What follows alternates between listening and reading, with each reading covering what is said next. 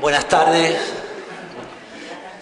Me ha pedido Trinidad Nogales, directora del museo, como ya sabéis, que la acompañe hoy en el inicio de este curso escolar, ya que empezamos todas las actividades del museo después del verano, después de los actos tan densos del Día del Museo, del día 19.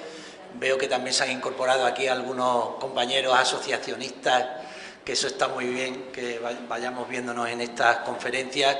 Y nada, darles la bienvenida a todos, que espero disfrutemos con este ciclo de conferencias de los jueves y también de las actividades complementarias a este trimestre que ayer se le dijeron a la prensa en la rueda de prensa, y que a través de la Asociación de Amigos yo creo que ya se ha difundido a todos los socios y a través de la página web también del museo y de la asociación. Y nada, vamos a disfrutar hoy con la primera conferencia de Trini, que seguro que va a ser muy placentera. Venga, muchas gracias por vuestra asistencia.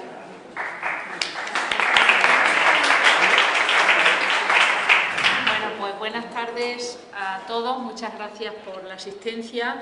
Antes de dar inicio a la primera conferencia de hoy, sí quería destacar que este Vivir en Roma 3, que es la tercera entrega del ciclo, ya clausura esta aproximación a la vida cotidiana en Augusta Emérita que nos planteamos desde el principio.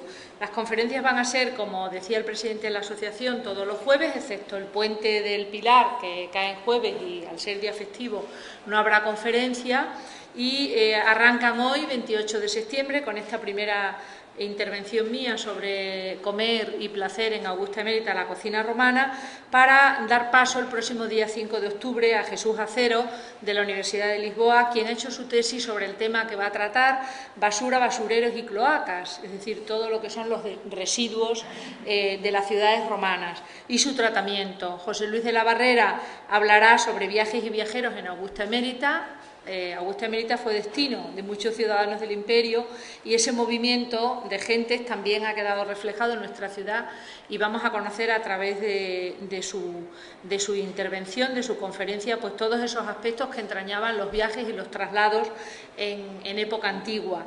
El 26 de octubre, después de ese lapso del puente, como hemos dicho antes, Pilar Caldera nos hablará sobre un tema que ella está trabajando mucho, que son las fiestas estacionales en Augusta Emérita, es decir, esos ciclos de estación que prácticamente se han perpetuado en nuestras festividades, en las culturas agrícolas. Algunas ya han cambiado, otras se han ido perdiendo, pero en el mundo antiguo tenían un peso porque eran las que marcaban el calendario romano, las que marcaban toda la actividad. El 2 de noviembre, como ya es tradicional, hablaremos pues de los difuntos, ritos y creencias ante la muerte en Augusta Emérita, a cargo de nuestros compañeros Rafael Sabio y José María Murciano, que son además los arqueólogos que han excavado el solar colindante de la ampliación del museo, y seguro que nos presentarán muchas novedades que han aparecido ahí precisamente de enterramientos y de distintos aspectos de esa zona periférica de la colonia. El 9 de noviembre, otro emeritense, Álvaro Corrales, doctor, actualmente profesor de la Universidad de Huelva, nos va a hablar también del tema de su tesis doctoral, Vivir en Augusta Emérita, casas para los habitantes de la colonia, y de su mano conoceremos cómo eran esas viviendas, desde las más modestas, que equivaldrían a nuestras viviendas actuales de protección oficial, hasta esas grandes mansiones suburbanas como la Casa del Mitreo, la Casa del Anfiteatro, que tienen pues una fisonomía propia de esas élites a las que pertenecieron. El 16 de noviembre, nuestra compañera, la conservadora de este museo, Nova Barrero, también va a presentar un tema que ella ha trabajado últimamente como miembro de la Asociación Ara Concordia, pero también como asesora científica en muchos aspectos, sobre la vestimenta, el vestir en Augusta Emérita. La indumentaria, que es un elemento muy interesante de analizar la sociedad y que ella ha conocido y ha profundizado al respecto. El día 23 de noviembre tendremos al investigador canadiense, el profesor de la Universidad de York, en Canadá, Jonathan Edmondson, experto epigrafista, que nos va a hablar de esos extranjeros en Augusta Emérita, de dónde venían esas gentes foráneas que recalaron aquí. La mayor parte de ellos los conocemos por sus tumbas, por los nombres que aparecen en sus tumbas, donde se designa exactamente su origen. Y él, como gran especialista que es en epigrafía romana, pues nos va a ilustrar al respecto. El 30 de noviembre contaremos con otro gran investigador emeritense, el profesor Walter Trilmich, director emérito del Instituto Arqueológico Alemán de Berlín, que acaba de presentar una monografía, un trabajo sobre las monedas de Augusta Emérita, y precisamente nos va a hablar de eso, de esos símbolos que aparecieron en las monedas. Y cerraremos el ciclo que además hemos dedicado a Carmen Gasset, nuestra primera presidenta de la Asociación de Amigos del Museo, porque este año se celebra el 10º aniversario de su fallecimiento. Será la conferencia de clausura a cargo de José María Álvarez Martínez, director emérito del Museo Nacional de Arte Romano, que nos va a hablar de un tema que él bien conoce, también fue el asunto de su tesis, Puentes de Augusta Emérita, obras emblemáticas en la colonia. Habitualmente la gente, cuando se dice puentes, piensa siempre en el puente por antonomasia, en el puente romano, pero había 3 puentes romanos: el actual sobre el Guadiana, el que está sobre el Albarregas y la Alcantarilla romana, y todo eso nos lo va, y el de Aljucén, bueno, pero en el territorio, no en la propia colonia, pero también era evidentemente Augusta Emérita. 4, entonces, nos hablará de esas grandes obras, y cerraremos el 14 de diciembre, el ciclo de Vivir en Roma. Luego ya presentaremos en diciembre las novedades para el año que viene, que también van a ser ciclos bastante interesantes. Y bien, ya dicho esto, para no dilatarme demasiado, porque creo que tengo demasiadas imágenes, filminas, como diría el profesor don José María Blázquez, hablar de la comida en Roma es como hablar de la alimentación en época contemporánea. No podemos hablar por igual del África, de la alimentación en el tercer mundo, a la cocina, a la alimentación en el primer mundo, porque los parámetros son absolutamente distintos.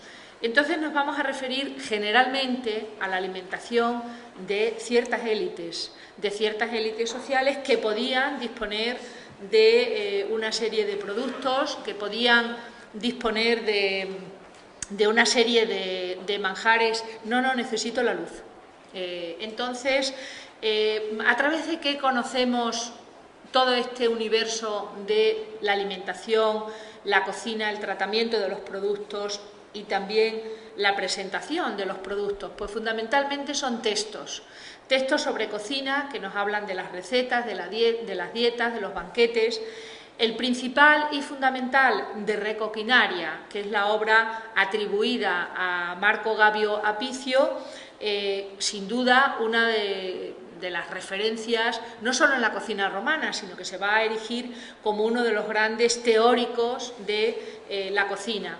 Marco Gabio Apicio es un personaje de la primera mitad del siglo I después de Cristo, de la época augusto-tiberiana, y a él se le atribuye, como digo, esa obra. Aparece referido en numerosas fuentes, y también todas esas otras fuentes, Séneca, Marcial, Plinio, Juvenal, Ateneo, Tertuliano, Dion Casio, Lampridio, es decir, habría muchas otras más, hacen alusión a esa alimentación, a esos productos. ¿Y cuáles son los caracteres de esta obra de Apicio? Pues la verdad es que es una obra que se conoce, podríamos decir, de una manera un poco parcial, porque Apicio, Apicius, ese nominativo latino, hubo varios, y todos relacionados con la gastronomía. El más conocido es este Marco Gabio Apicio.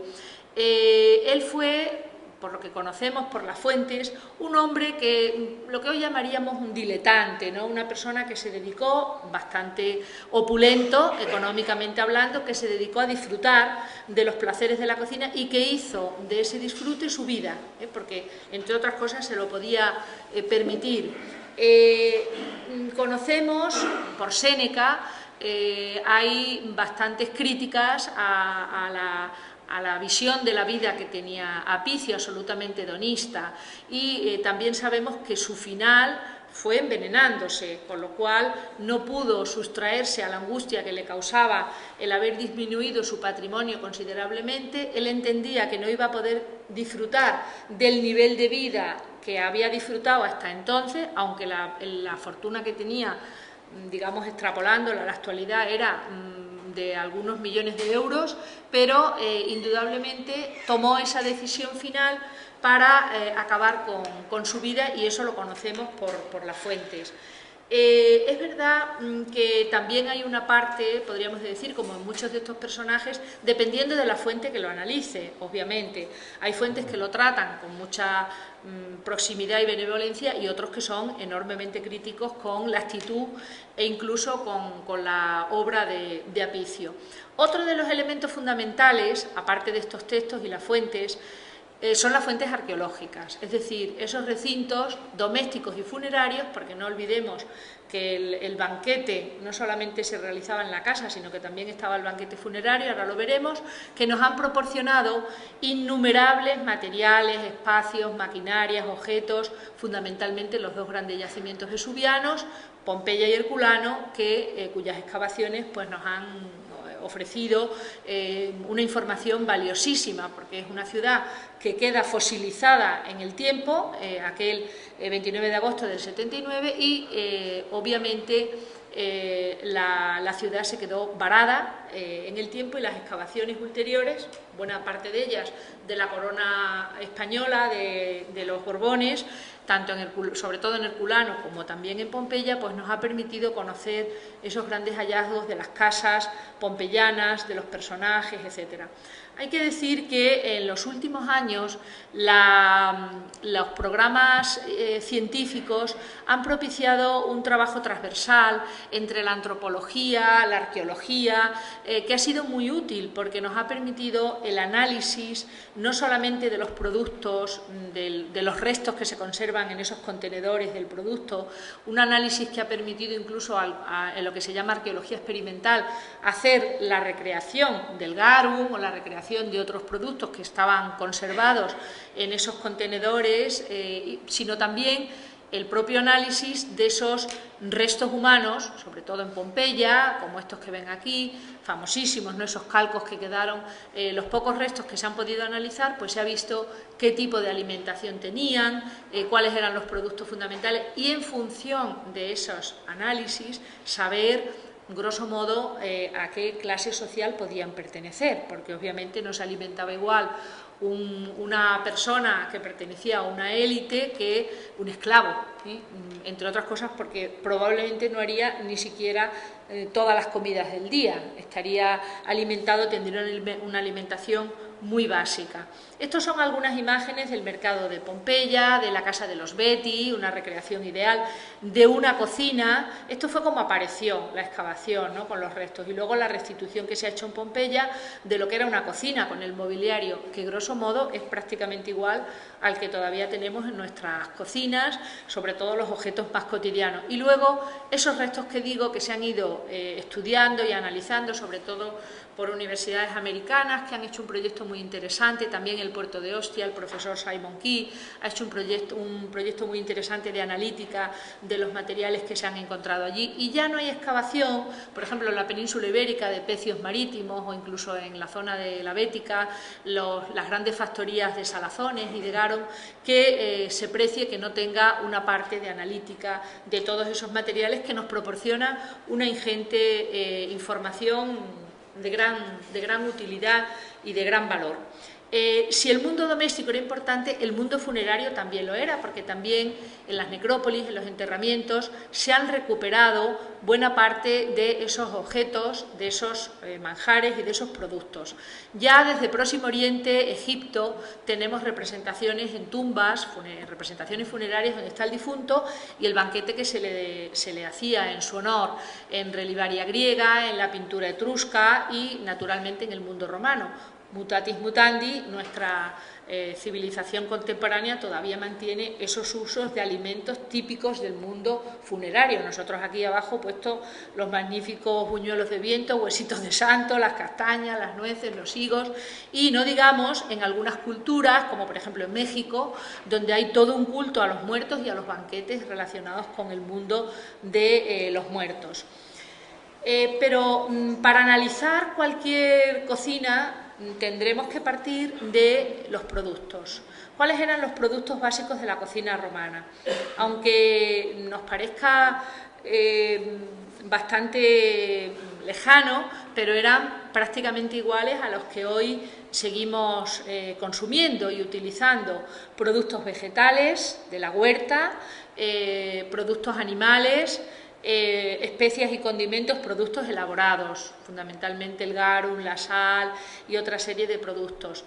Otro aspecto muy interesante era el comercio y la distribución, del que nosotros, la investigación española, ha liderado precisamente nuestro querido difunto profesor José María Blázquez, uno de los proyectos más importantes de investigación, que es la famosa excavación del Monte Testaccio en Roma, un monte artificial que se hizo a base de acumular las ánforas que llegaban a Roma, evidentemente llenas de productos, llegaban al puerto de Ostia, luego se llevaban a Roma y se iban vaciando y se iban vertiendo en un vertedero, y ese enorme vertedero creó un montículo artificial en la ciudad de Roma que es visitable.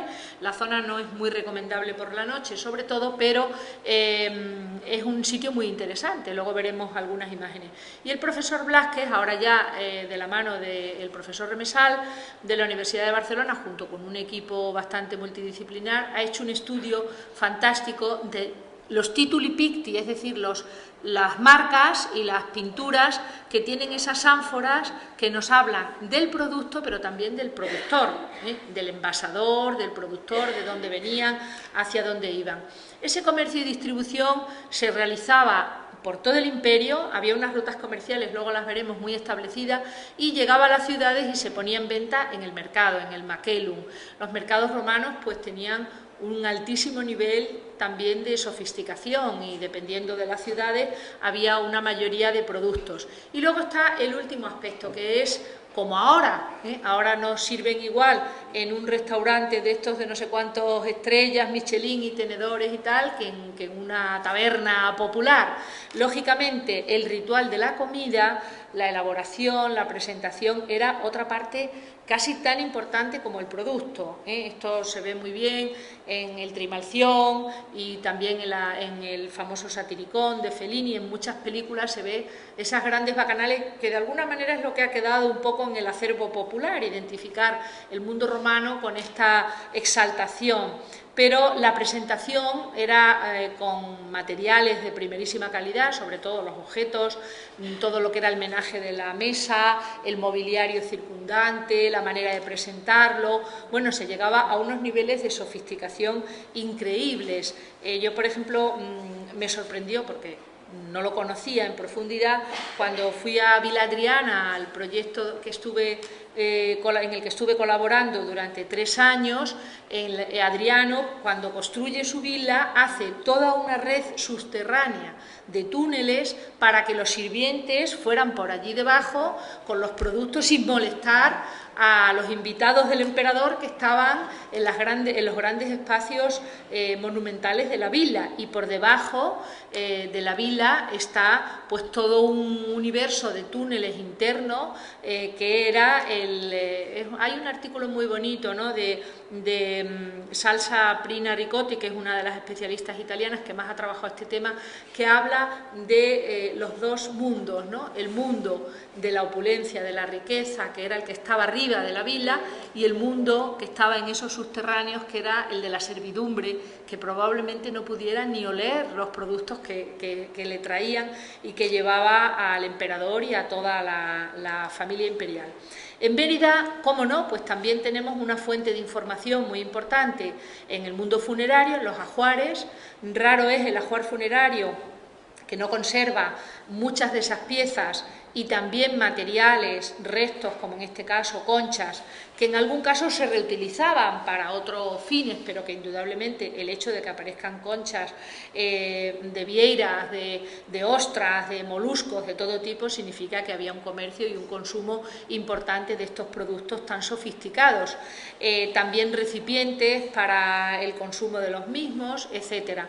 Por tanto, todos esos enterramientos, todas esas necrópolis que circundan a nuestra colonia Augusta Emérita, pues también han sido un foco de información, un núcleo de información. Nuestro compañero José María Murciano, que ha hecho su tesis doctoral sobre la tipología monumental funeraria, dedica también un aspecto a hablar de todas las colecciones que él ha analizado, conservadas aquí en el Museo Nacional de Arte Romano, y cuáles eran esos alimentos sólidos que se ofrendaban. Pues fundamentalmente por los restos que han aparecido eran huevos, pan, habas, lentejas, sal, harina y productos manufacturados con la harina, tortas, determinados productos. Bien, es verdad que aquí en Mérida tampoco se ha hecho un estudio muy exhaustivo de todos esos restos que nos hubieran proporcionado mucha más información. Él en concreto menciona en la Puerta del Sur, en la zona sur, una cesta de mimbre que contiene un huevo y 5 nueces, que son estas que aparecen aquí, hay 4 nueces. En cuanto al huevo, cito literalmente la tesis de José María Murciano, es en proceso de publicación. Es obvio el papel simbólico que tenían, porque representaba la fecundidad, el nacimiento, la vida, mientras que las nueces, aunque él refiere que no se conoce su uso funerario, sí aparecen representadas en muchos relieves funerarios, pero quizá indica José María Murciano que se debieron elegir como ofrenda por la resistencia, como fruto de larga duración para ese tránsito a través del Hades que tenía que realizar el difunto. Representaciones funerarias de banquete en Mérida, la más conocida es esta. Aquí está nuestro amigo José Luis Mosquera, que la estudió por primera vez y luego ha tenido distintas interpretaciones, como ese banquete fúnebre. Y sin duda, las casas emeritenses, la casa del anfiteatro, por ejemplo, no ya solo es que tiene un mosaico con una escena de vendimia, por tanto, de la producción del vino, de la vid, como una parte fundamental de la vivienda, con esas crateras envolventes y los 3 pisadores de la uva en el centro, en una escena absolutamente genial, ¿no? Genuina de esa actividad de la viticultura y también de la elaboración del vino. Las excavaciones de Mérida, y este dato también se lo debo a Miguel Alba y a José Ángel Calero, con quien yo recuerdo que me impactó la primera excavación. Él estaba dirigiendo la excavación en la Casa del Anfiteatro con Isidro Membrillo y bajo la dirección de José María Álvarez, y apareció un amontonamiento impresionante de ostras. Y claro, yo cuando lo vi, siendo estudiante, pues aquello me llamó enormemente la atención. No he encontrado documentación gráfica. Esta es un conjunto de Pompeya con la típica navajilla, esa que te dan para abrir las ostras, que tienen en esos puestos callejeros que hay en París, que te dan las ostras casi en la mano, pues tienen un utensilio prácticamente igual. Y claro, esto implicaba que era un producto que necesitaba una conservación, un transporte desde los puertos marítimos y una conservación. Se han hallado, según me indica Miguel Alba, en los vertederos de la Alcazaba muchísimos estratos de consumo de ostras, pero también de otros moluscos. Insisto, esto indica que era un producto bastante frecuente por la cantidad y la asiduidad con la que aparece, mezclados con recipientes cerámicos, con desechos de recipientes cerámicos muy interesantes. Bien, esos productos vegetales, productos animales, nos vamos a centrar, claro, no vamos a entrar en la diversidad porque entonces esto daría para un seminario monográfico, pero productos vegetales, los 2 productos estrellas, bueno, varios productos estrellas, ¿no? El aceite, el vino y de los cereales, sin duda, el pan, aunque también había otros cereales muy típicos de época romana, como el farro, que era un cereal que se consumía muchísimo en Roma, muy popular y que todavía hoy en Roma se consume. Yo no lo había probado en mi vida y lo probé una de las últimas veces que fui a Roma. Los cereales, como digo, con el pan, que es un alimento tradicional de nuestra cultura, y las frutas que tenían una gran diversidad, y también había frutas de un cierto exotismo, por decirlo así. Naturalmente la conquista de América significó, y hoy en el mundo global en el que estamos, pues uno puede comer cualquier tipo de fruta exótica, pero en la antigüedad, claro, yo recuerdo que una investigadora rusa que coincidió conmigo en Berlín me contó que ella, que era de Ucrania, para ella el mejor regalo que le hacían sus abuelos en Navidades, en la Navidad ortodoxa, era una naranja española envuelta en un papel de celofán, porque para ellos era como un manjar del paraíso, y estamos hablando de una persona de mi edad, que ella veía una naranja en Rusia, en la Rusia de los años 70, una naranja era como si te regalaran un manjar exquisito, ¿no? Pues esa visión tan relativa que hoy tenemos de ese mundo global en el que vivimos, donde los productos llegan a todas partes de manera inmediata, claro, en el mundo antiguo también había una gran rapidez, pero no la que hay ahora, ¿no? Esos productos animales, fundamentalmente la caza, es decir, animales salvajes, la caza mayor, caza menor, las carnes, normalmente de producción estabulada, los productos de los animales, los lácteos, los productos del mar, los animales marinos, y dentro de los animales pues incluiríamos también la miel como otro producto recolectado de los animales. Y luego estaría ese tercer bloque, que son los condimentos, los productos elaborados, donde la estrella son la sal y el garum. La sal es un producto que tradicionalmente ha sido muy codiciado, incluso se pagaba con sal, de ahí viene la palabra salario, ¿no? Y la sal, en Italia todavía la sal es monopolio del Estado.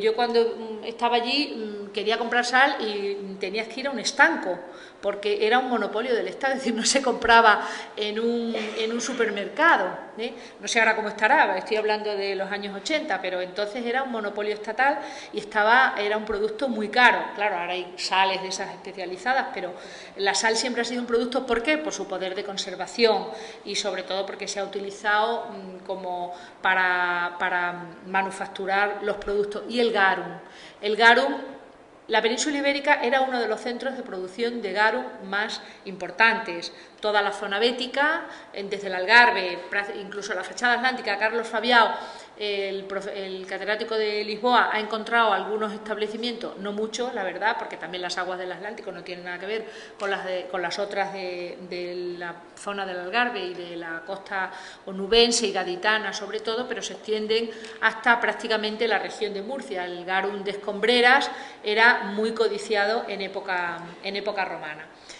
El aceite era un alimento de los dioses. No olvidemos que cuando Atenea y Poseidón se disputan el patronazgo de la ciudad de Atenas, Poseidón lanza el tridente y les ofrece a los atenienses el manantial que brota de cuando el tridente toca la roca, y Atenea les ofrece una rama de olivo, y los atenienses la eligieron a ella porque decidieron que el manantial se puede secar, pero el olivo es eterno, y el resultado del olivo va a ser el aceite. El aceite es medicinal, el aceite es alimento, el aceite es curativo y, claro, es la base de nuestra cocina mediterránea. Ahora hubo aquellos años en que parecía que el aceite de oliva era malísimo y empezaron a recomendar, por esas guerras comerciales que hay siempre en el mundo de la alimentación, pero el aceite está demostrado que es un producto de primerísima calidad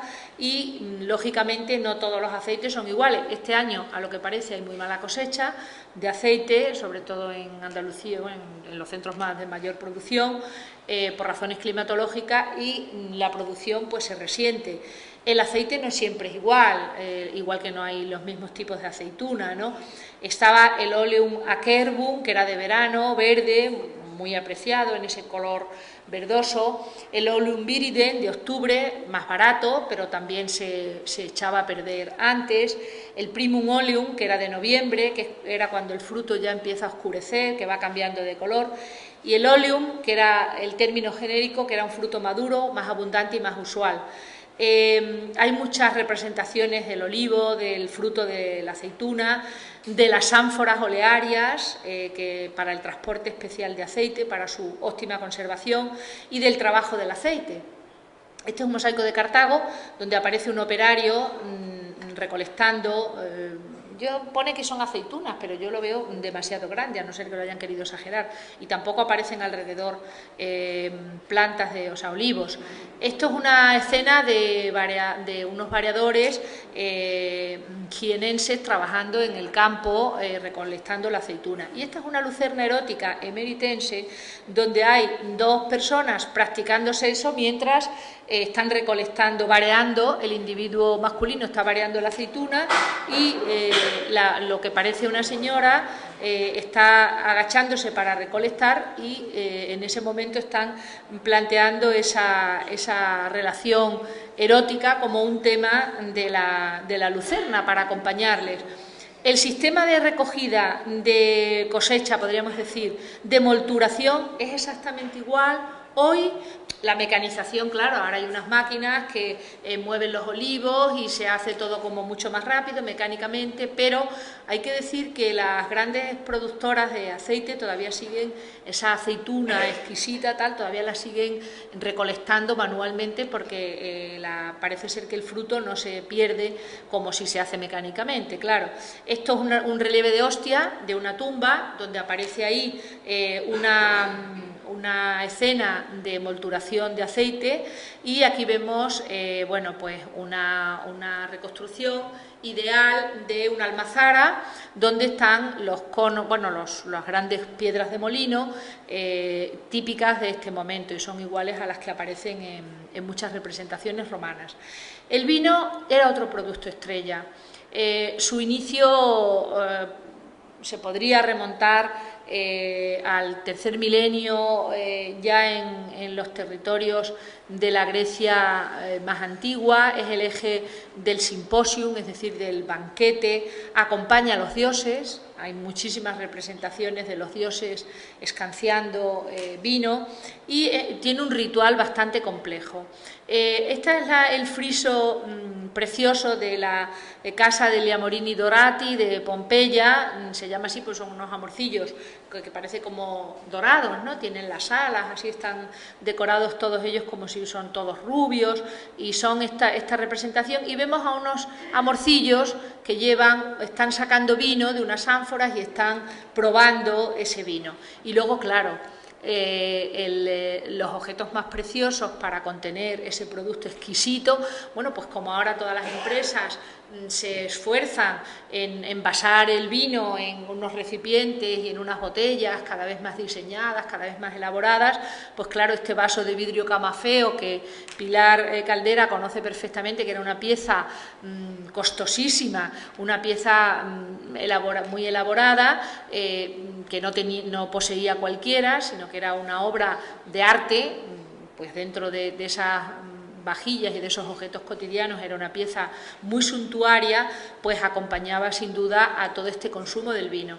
El vino también, como el aceite, había muchas variedades, como ahora, claro. El pasum, que era el vino dulce, que se secaban los racimos en unos cañizos y luego se prensaba. El de fritum y el carenum, que era el resultado de cocer el mosto, por reducción. A la mitad el primero y al tercio el segundo. Y luego estaba el mulsum, que era un vino que se mezclaba con miel. La decocta, que era la mezcla del agua con el vino, porque el vino tanto en Grecia como en Roma no se tomaba, digamos así, como nosotros lo tomamos. Bueno, no sabemos si las bodegas les añaden algunos productos. De broma siempre decían los taberneros que le echaban agua al vino pues para que les rindiera más el producto y lo vendieran mejor a su parroquia, pero en el mundo antiguo era un ritual la mezcla del vino.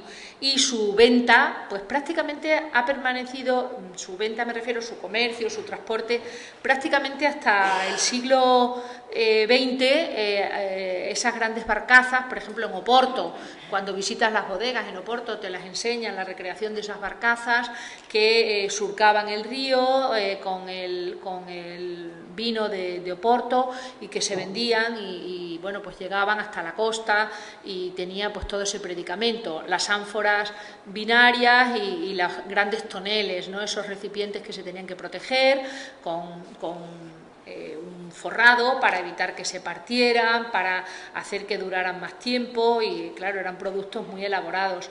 De aquí había una enorme industria de la que vivía muchísima gente. Claro, la venta normal en la ciudad, en el mercado, era en el Thermopolium, era una taberna donde se consumía vino a pequeña escala, con unos recipientes, bueno, pues como han sido nuestras tabernas hasta ahora. Sin embargo, los ejemplos, esta es un típico Thermopolium de Pompeya, sin embargo, claro, luego había el vino ya más selecto, que era el que se servía, hombre, pues como ahora hacemos en nuestra casa cuando recibimos a algún familiar, pues habitualmente, salvo que sea una producción tuya muy apreciada, pues normalmente se cuida el comprar un buen vino como un signo de distinción, ¿no? Y de agasajar a un invitado. Esta es una de nuestras piezas preferidas porque es ese famoso relieve de la tabernera, el relieve de Sentia Amarantia. Es una mujer que está representada es el relieve que decora su tumba, y su esposo, Sentius Victor, le dedica este monumento a ella, representada en su taberna. Probablemente los dos estarían allí trabajando. Ella está en el momento en el que está sacando una jarra bastante normal, como las que tenemos nosotros, de ese tonel.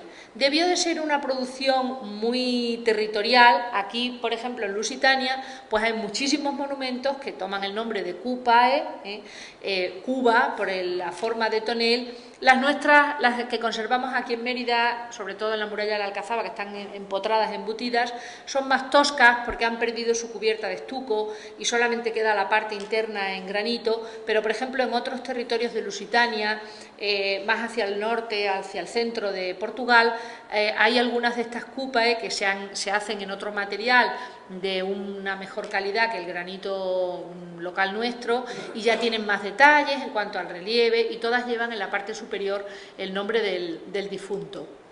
Y claro, para servirlas en la mesa, pues se destinaban algunos objetos suntuarios también, como decíamos.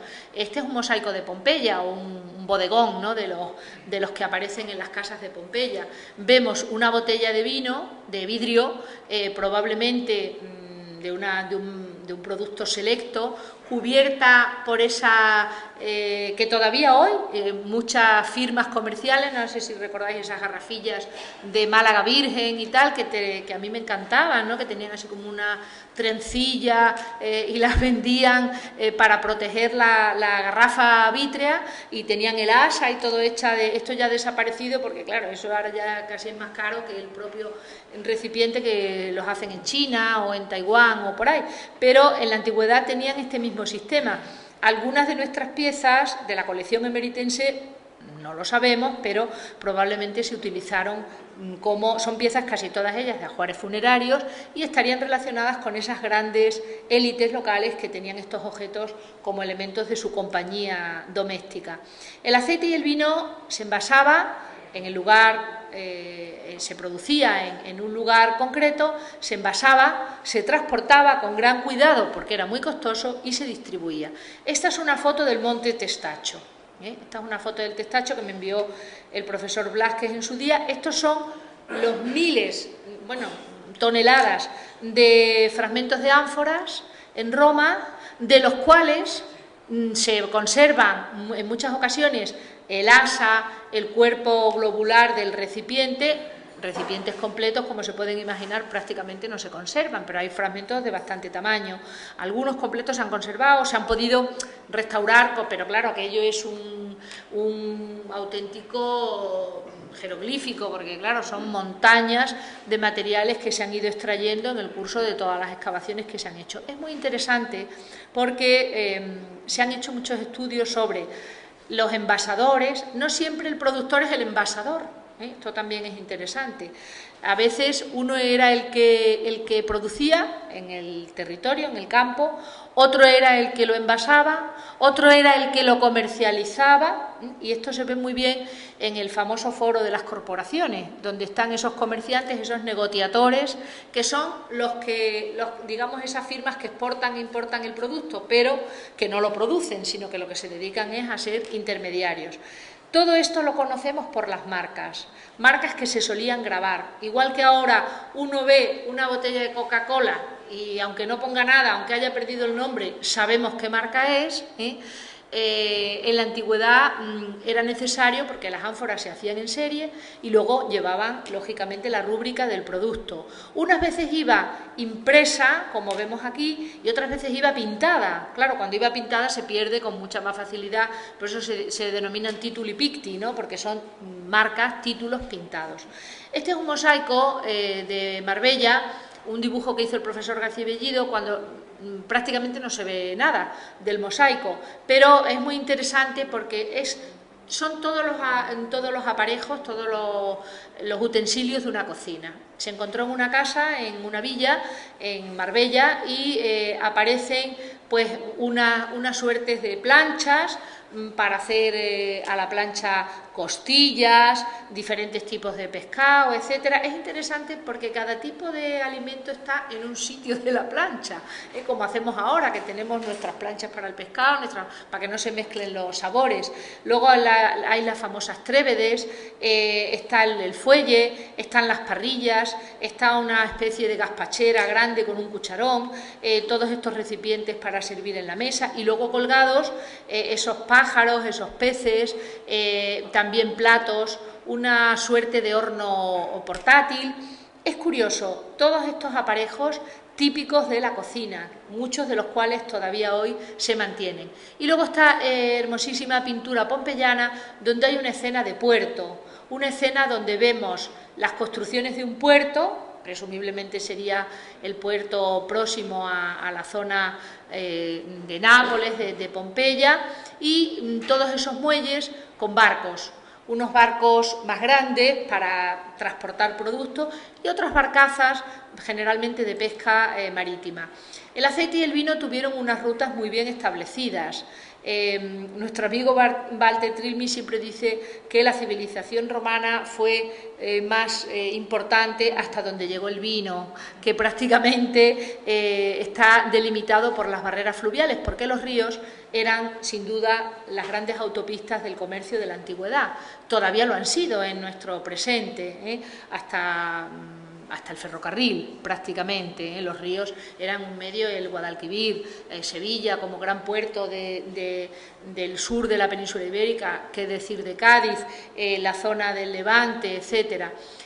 La distribución de los productos era muy importante. Aquí hay muchas fuentes, Plinio también refiere, hace bastantes alusiones y diferentes fuentes, cómo tiene que ir colocado el producto, si le puede dar la luz, no le puede dar la luz, si la carga tiene que ir en un sitio, tiene que ir en otro, para que el movimiento de la nave no altere, no se pierda, ¿no?, el producto. Es muy interesante. De hecho, cuando se producían naufragios, normalmente en muchas ocasiones era porque estaba muy mal distribuida la carga y los lastres, y esto los arqueólogos, los compañeros que se dedican a la arqueología subacuática, fundamentalmente el profesor Darío Bernal de la Universidad de Cádiz, que es uno de los grandes especialistas en la materia, ha estudiado numerosísimos hallazgos, ha analizado las ánforas, toda la producción, la distribución, y en la costa del Atlántico, sin duda, Carlos Fabiao es otro de los referentes para conocer que, a pesar de que siempre el Atlántico se había considerado como una ruta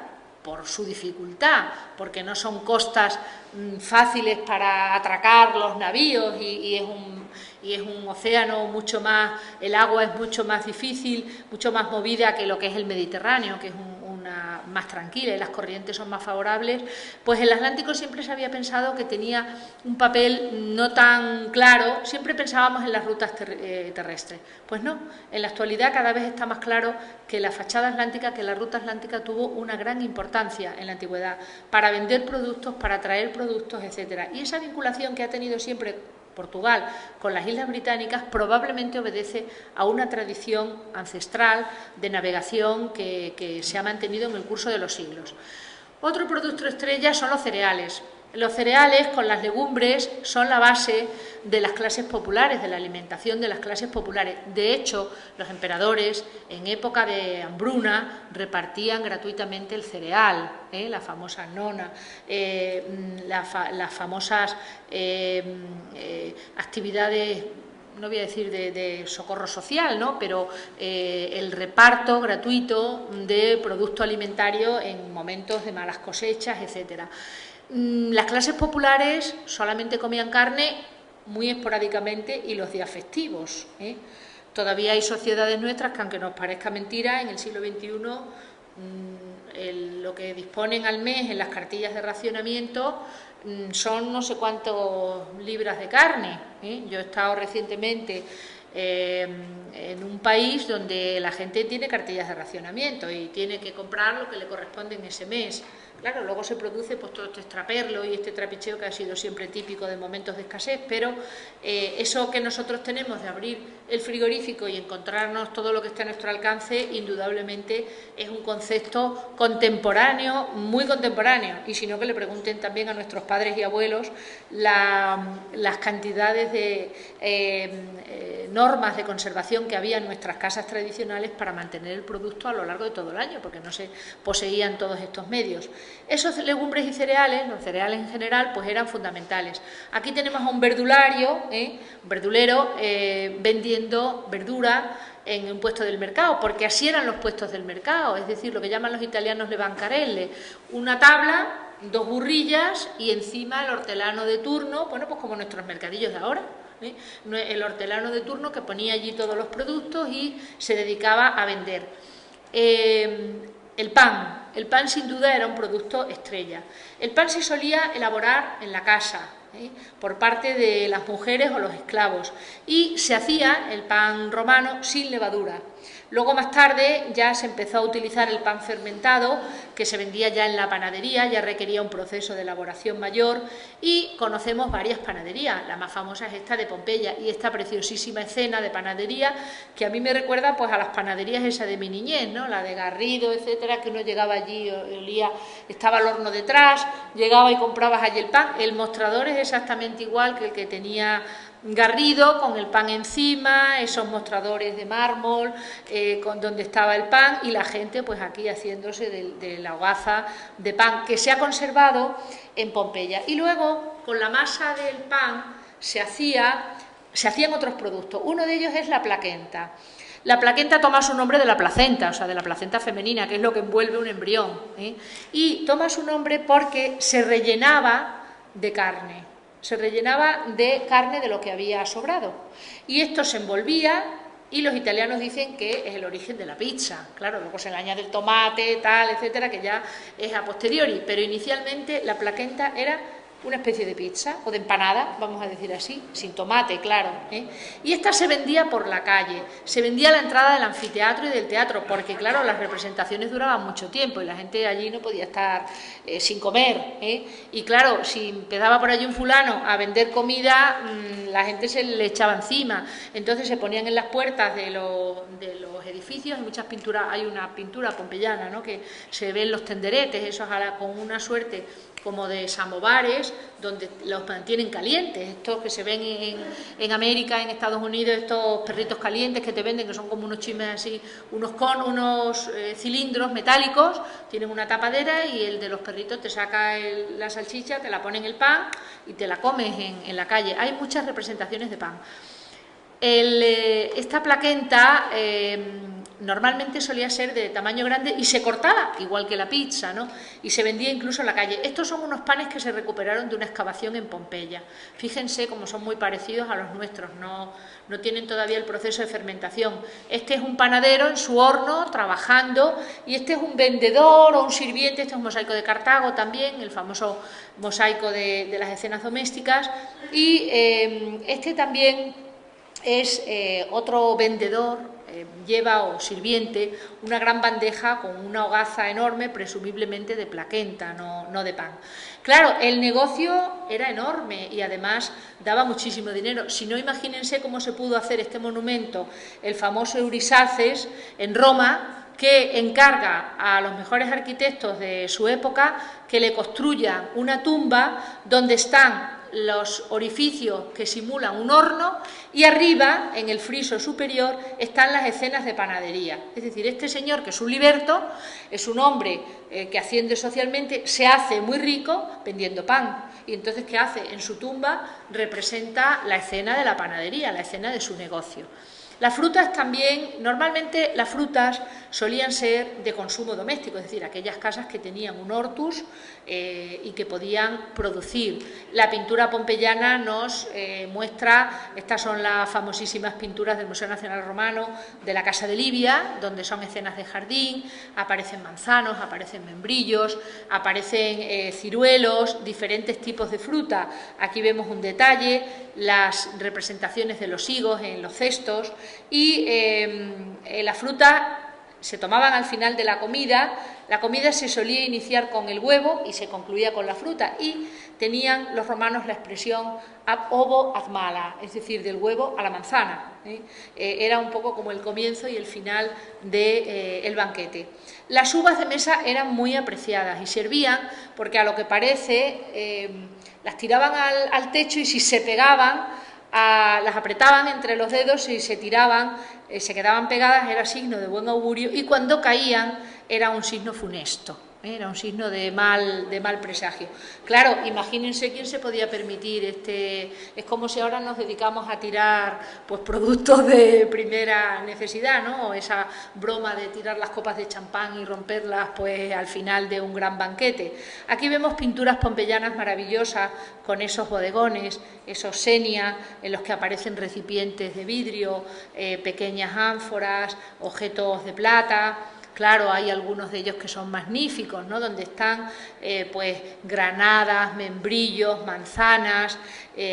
Aquí en Mérida tenemos este magnífico frutero, Pilar Asiente, porque es una pieza estrella, ¿no?, de la colección emeritense, que demuestra bien a las claras que aquí había casas que podían tener estos objetos suntuarios que tendrían en los lugares más representativos de su mansión. Y además las frutas eran el típico signo de ostentación, ¿no? O sea, que cuando la gente llegaba al comedor de la casa, pues se mostraban como símbolo de riqueza, ¿no? Bueno, esto también se ha hecho siempre, en esos grandes cestos de frutas y tal, eran un signo de poder, ¿no?, de riqueza económica. Frutos secos, nueces, dátiles, higos, eran parte de esos otros frutos que completaban y se aderezaban siempre con miel, con distintos elementos conservantes. La caza eran especies que tenían bastante aprecio, pero no todos los animales se comían. Bueno, un poco igual que ahora. Apicio, en sus libros de cocina, habla de los modos de conservar y preparar. También aconseja cómo hay que desplumarlas. Esto, las personas que hayan tenido que desplumar muchas aves en su vida familiar, pues saben, yo lo sé, de que mi padre era muy cazador, cómo había que hacerlo, porque te podías cargar la perdiz correspondiente o tal, o quitarle la pellica a un conejo, a una liebre. Pues no es tan sencillo como parece. Hay que tener un arte para que la carne no se estropee, etcétera. Para limpiarlas, por supuesto, para cocerlas, conservarlas y aderezarlas para que luego estuvieran bien conservadas. Las especies, normalmente las que se consumían eran especies autóctonas, de caza menor, de caza mayor, pero también había otras especies foráneas que se traían, especies que a lo mejor se traían para otros menesteres. No tengo yo muy claro si los animales del anfiteatro se consumirían, como ahora consumimos la carne de lidia. Supongo que sí, supongo que sí, que hay textos, hay alguna fuente. No he encontrado muchas menciones al respecto, pero sí que se consumirían esos animales exóticos. Claro, serían muy costosos y no todo el mundo estaría acostumbrado a ese sabor, al paladar. Por tanto, productos animales, la caza y los huevos eran productos que estaban siempre presentes. De estos productos animales había algunos muy elaborados, como lo que podríamos considerar el foie, ¿no? el precedente de nuestro foie. Sabemos por Plinio que ya desde el mundo mesopotámico se conoce que a las ocas y a los gansos se les alimentaba, se les engordaba con higos, con diferentes productos para que el hígado engordara, para engrasarlo y engordarlo. Y al final, bueno, pues el animal se sacrificaba y lo que más valía era el propio hígado engordado, con el que se hacía un proceso de elaboración. Hoy es el foie, que es estrella de la cocina francesa, pero que también aquí en Extremadura está este de Sousa, la patería esta de Sousa, que ha recibido no sé cuántos premios. Esta foto la he sacado de internet, pero son las ocas en el campo de Fuente de Cantos, allí libremente pastando para luego ser alimentadas con ese tipo de frutos secos, etcétera, y luego dan un foie, exquisito, de gran calidad. Esto era uno de los productos de los manjares estrellas. Luego todo el resto de animales más frecuentes, como hoy, ¿no? El cordero, el cerdo, la ternera, casi todos estaban estabulados, muchos de ellos estaban estabulados en casa, como ha pasado hasta ahora, ¿no? Hasta el siglo XX. Las casas de nuestros pueblos tenían al final el corral y tenían los animales de consumo doméstico. En Pompeya, pues así están las casas. Cuando visitamos en Pompeya la famosa casa de Pittoria al Lavoro con Antonio Barone, nos enseñó el establo de la casa donde estaban las pobres vacas allí, que no habían podido huir de la erupción del Vesubio. Estaban allí los esqueletos de las vacas. En ocasiones también eran sacrificios rituales, como los famosos subetaurilia del cerdo, la oveja y el toro, de los tres animales. Y aquí tenemos escenas de Ostia y de Roma con los carniceros. Esta la puse cuando hablábamos de las mujeres. Este está muy bien porque ella está llevando las cuentas, aquí muy bien sentada, y él está trabajando en la carnicería, partiendo la carne, colocando los productos en esos ganchos típicos de tal, pero su esposa está aquí muy bien sentada en un sillón de mimbre, con un escabel, controlando la ganancia del negocio. Y aquí hay otro carnicero con los productos de su carnicería y el retrato de este personaje que se muestra él muy orgulloso. Otro aquí también en la carnicería. Son muy comunes. El cerdo sin duda era la carne más popular, tenía muchos sabores, se aprovechaba pues todo, ¿no? Prácticamente como ahora.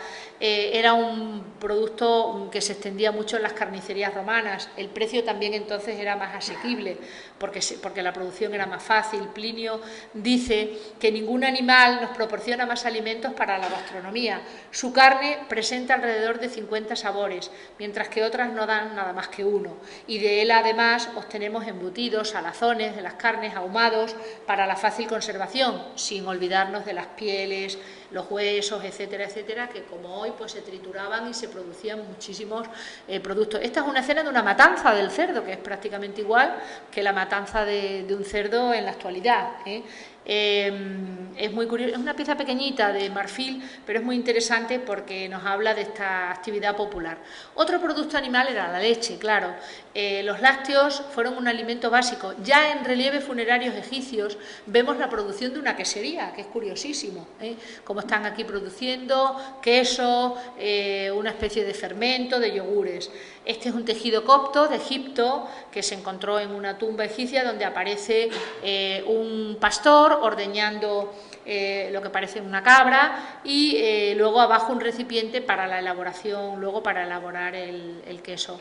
Este producto lácteo fue un alimento muy básico desde la época republicana. De hecho, siempre se asocia a muchos personajes mitológicos con pastores, porque era una sociedad agrícola y pastoril. Por tanto, sus héroes, sus mitos eran estos personajes, estos pastores que cuidaban del ganado. Y luego ya los productos lácteos se fueron sofisticando y se empezaron a producir otras alternativas como la mantequilla o el queso. El queso, sin duda, se extendió por todo el imperio y se especializó por regiones, como ahora, ¿no? Estaba el Cassius lunensis de Luna, que era de gran tamaño, que se hacía molde y procede de la zona centro-noritálica de Etruria. La queva, el queso de montaña que se producía en el Samnio, todas estas especialidades todavía son típicamente regionales, ¿no? En Italia, pero también los que había por todo el resto de las provincias del imperio.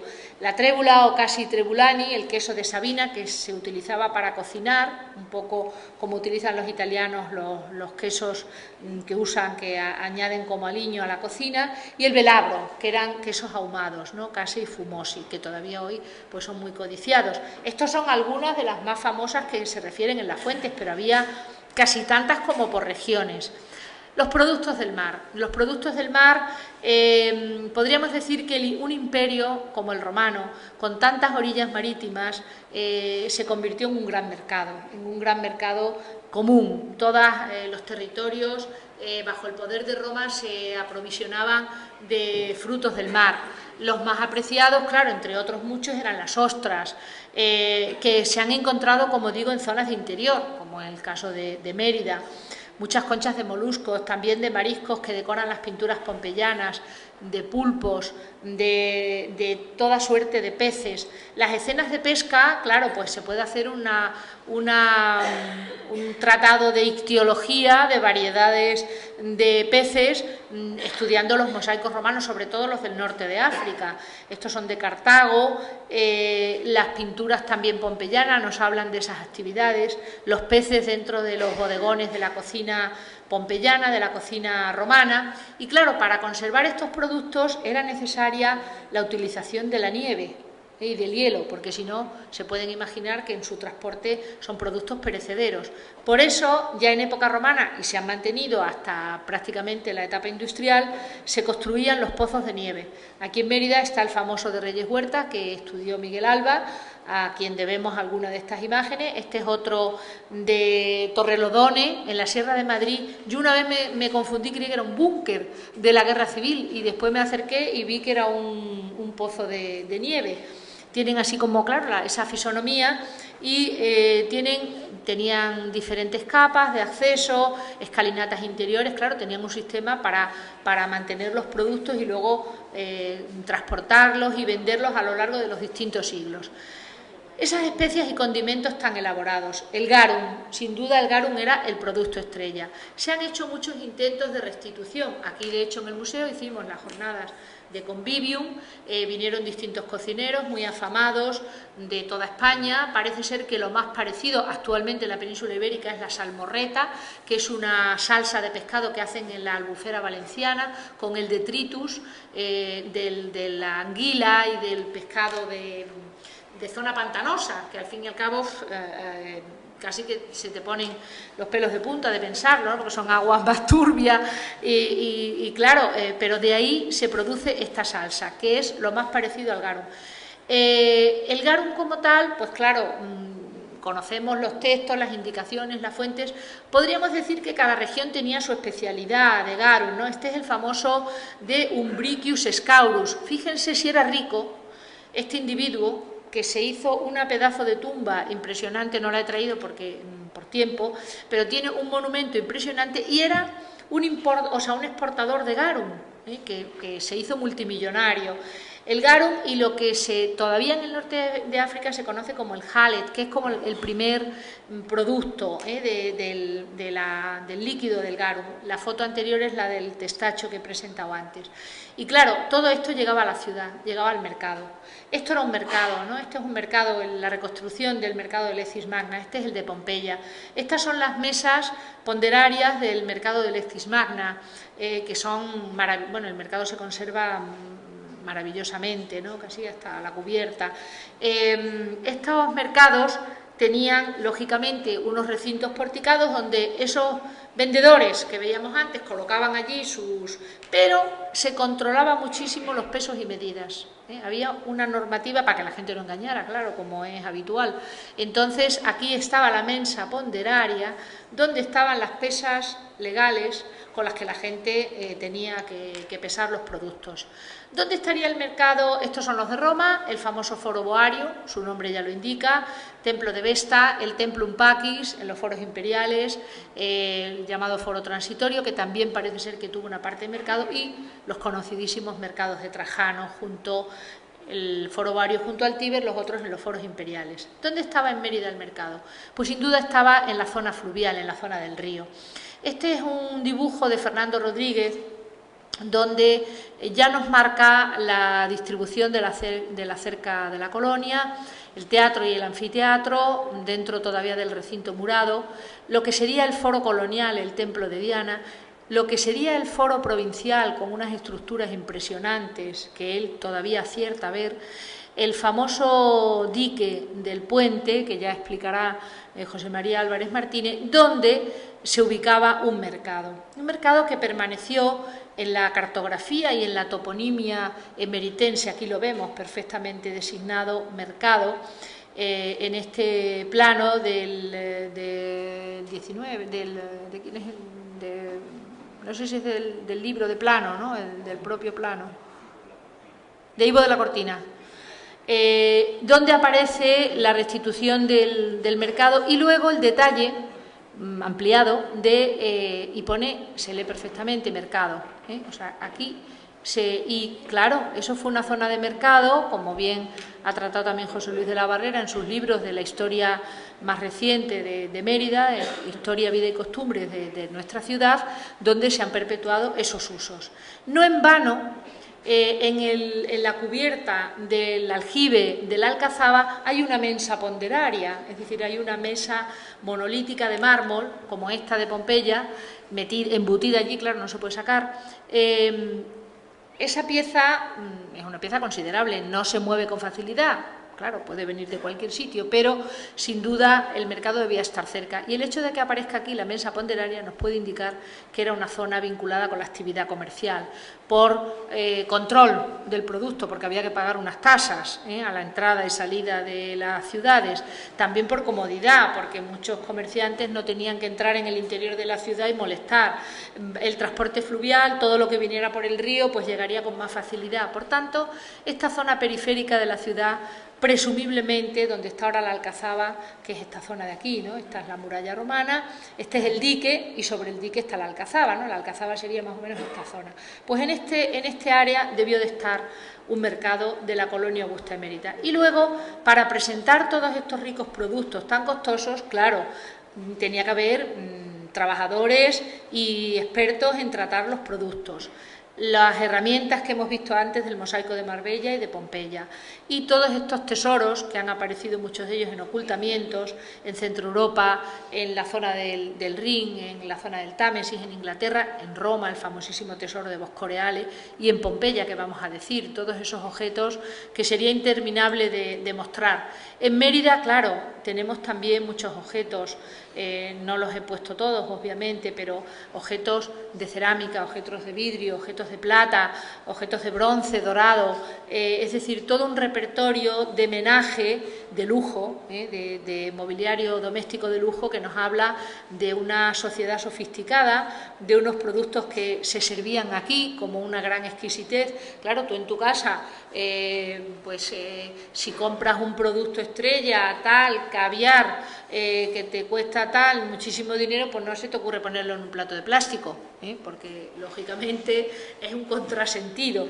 Estos productos sibaritas se servirían en este magnífico fuente con forma de pez, azul, de vidrio azul, precioso, o esos productos tan ricos se servirían en estos envases, en estas botellas, que son sin duda piezas singulares. Y claro, el ambiente era el propicio, todas estas grandes casas pompeyanas. Las más modestas pues tendrían una cocina abajo donde todos los vecinos harían su comida, la comida una vez al día, la llevarían a su, bueno, pues como las corralas del siglo XIX de nuestras ciudades españolas. Sin embargo, las grandes casas, claro, tenían atrás sus cocinas, sus zonas de envasado, de almacenamiento, etcétera. Está la famosísima del Oreius Tiburtinus, las villas marítimas, con grandes comedores que daban al mar, donde los comensales estaban viendo el mar, incluso llegaban los productos recién pescados al propietario de la villa.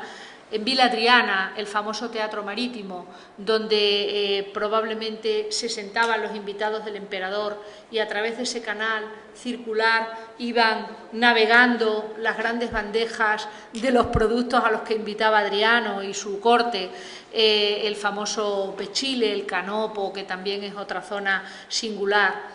Las viviendas pompeyanas con esos grandes comedores de primerísimo nivel en cuanto a decoración pictórica, musivaria, parietal, etcétera, y el menaje, claro, que vamos a decir. Escenas se conservan muchas, el mosaico de Palestrina, con esta escena nilótica, donde vemos ya el no va más, esa especie de cenador flotante en la orilla del Nilo, con una especie de gárgola o celosía de mimbre, donde están los comensales, los músicos que vienen en barca, que van y vienen, estas naves que vienen también con los productos, banquetes funerarios a los que hemos aludido anteriormente, este famoso de Constanza en el Mar Negro, en Rumanía.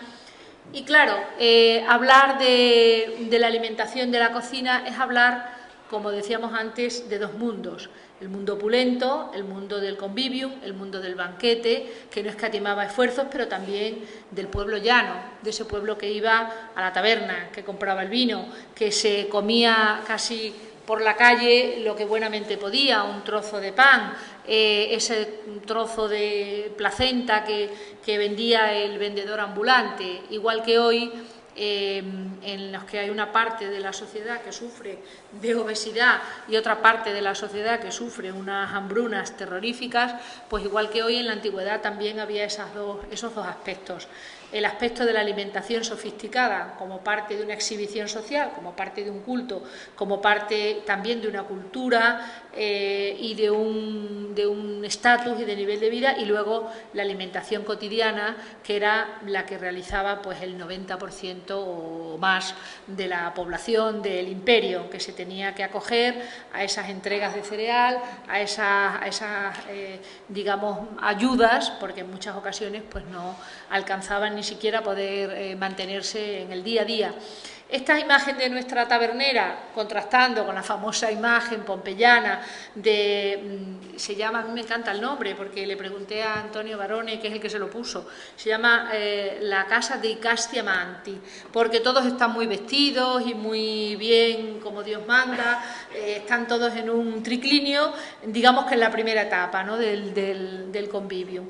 Entonces la pintura se conserva de manera soberbia y vemos pues toda esa puesta en escena de las familias pompeyanas, que al fin y al cabo Pompeya era una ciudad muy provincial, que tampoco estamos viendo, o sea, Pompeya nos refleja una foto fija de una ciudad de provincia, no nos está reflejando lo que sería la propia Roma o Alejandría o, en fin, esas grandes ciudades del imperio. Este sería un poco el panorama de la cocina, de la alimentación, en este vivir en Roma que hoy hemos iniciado, que el próximo día nos iremos al polo opuesto, a los basureros, es decir, qué tiraban y qué desechaban, y así iremos caminando a través de esta vida cotidiana que nos informa de que muchas de esas cuestiones que hoy consideramos innovadoras ya existían en el mundo antiguo. Muchas gracias.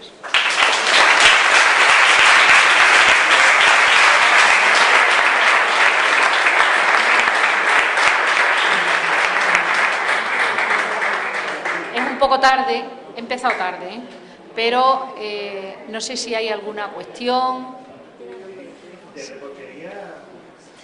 No me he referido mucho a ello, es cierto.